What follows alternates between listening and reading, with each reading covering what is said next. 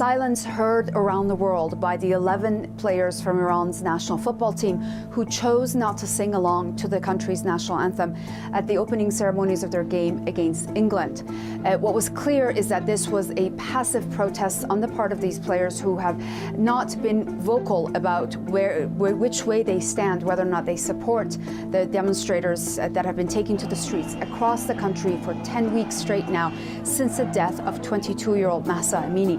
The general feeling and mood in the capital over the past few days leading up to this game and the World Cup in general has been one of indifference. Many people we spoke to say they will choose not to watch the games that Iran is participating in because they feel like whatever the outcome is, they don't want to celebrate. This is not the time that they feel like they could be celebrating any gains that could be made by their national team.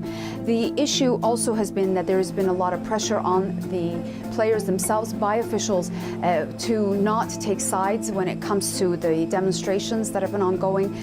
But this was clearly a moment that they seized the opportunity when they had the entire world watching. Iran will be taking on Wales next on Friday, and of course the big game between Iran and the United States is taking place on Tuesday, November 29th. Whether or not the majority of the public will be watching those games is not clear after the abysmal performance Iran had against England, losing 6-2. But what was clear by watching the team perform today at Khalifa Stadium in Doha was that this was not a very unified team.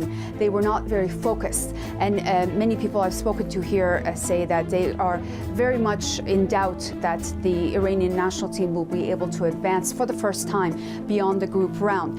The coach, Carlos Queiroz, has said that he believes in leaving the politics out of football, but what has been very much proven now is that that is very difficult to do.